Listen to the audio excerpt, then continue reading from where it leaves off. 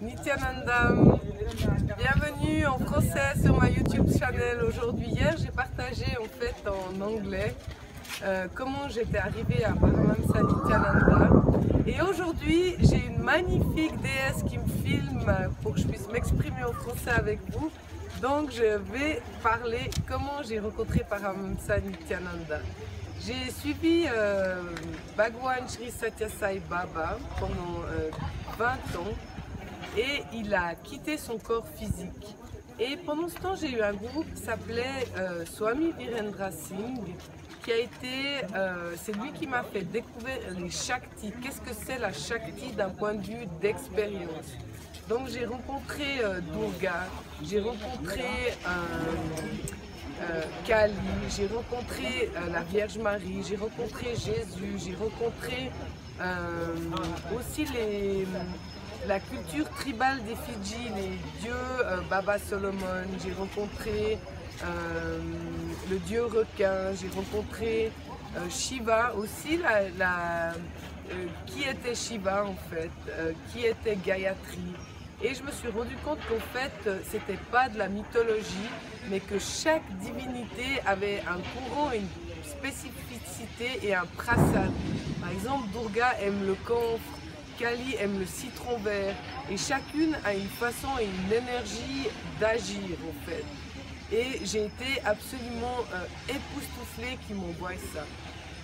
Swami Virendra Singh m'a dit qu'un jour, je lui tournerais le dos.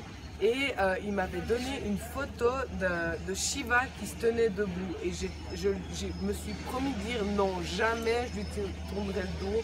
Et je resterai avec lui toute ma vie parce que j'ai vécu des états de fréquence qui étaient tellement puissants. Et un jour il m'a dit, mais il y a décembre 2016, décembre 2015, il fêtait ses 50 ans. Ouais, décembre 2015. Et je lui ai dit qu'en fait, j'aimerais vivre, être ambassadrice du monde de Krishna et du monde de Shiva. Il m'a dit, pour ça, il faut que tu sois célibataire, que je prenne sannyas. Et j'ai dit, quoi? Non, jamais, je voudrais jamais prendre sannyas. C'était la pire des choses pour moi. Et il m'a dit, et puis que rester dans le monde de Shiva, c'était dur. J'ai dit, c'est pour ça que je voulais être ambassadrice de chez Krishna et de chez Shiva. Et aujourd'hui, voilà, habitant à l'ashram de Paramahamsa Nityananda, comment j'ai rencontré Paramahamsa Nityananda?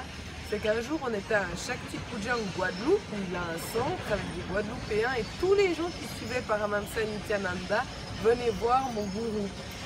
Et là, en fait, il y avait une dévote de Paramahamsa Nityananda qui avait une photo pendant les prières de mon gourou avec était Swamiji, Paramahamsa Nityananda.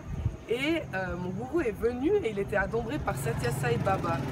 Et il a pris la photo, il a donné un bec à Paramahamsa Nityananda et il a fait comme ça avec sa main. À ce moment-là, j'ai reçu une énergie de lumière qui m'est arrivée dessus, qui était tellement puissante que j'ai dit waouh, c'est qui ce maître spirituel? Et plus tard, j'ai reçu une vidéo sur YouTube et j'ai commencé à regarder le webinaire. Puis tous les jours, j'ai commencé à regarder les satsangs. Et chaque fois que je regardais les satsangs, j'avais comme il appelle ça, un Nayana Diksha. Quand je commençais le satsang et je finissais le satsang, j'avais comme une lumière qui rentrait en moi. Et je me suis dit, un jour, j'irai faire un Inner Awakening. Et aujourd'hui, je suis Adina Vazi. Je suis devenue quelqu'un qui travaille, qui est à la mission de Paramahamsa Nityananda. En fait, je me rends service qu'à moi-même. Dans le fond, et le reste, c'est des extensions de moi-même. Et il y a justement Parvati qui a passé derrière moi. Et c'est magnifique parce que chaque moment, même les moments difficiles, tout ce qu'on peut venir nous dire, chaque moment de grâce, en fait, ça revient à dire une chose. Célébrons la vie, en fait. Donc, peu importe ce qui nous arrive, c'est à nous de garder un espace complet pour dire je célèbre la vie.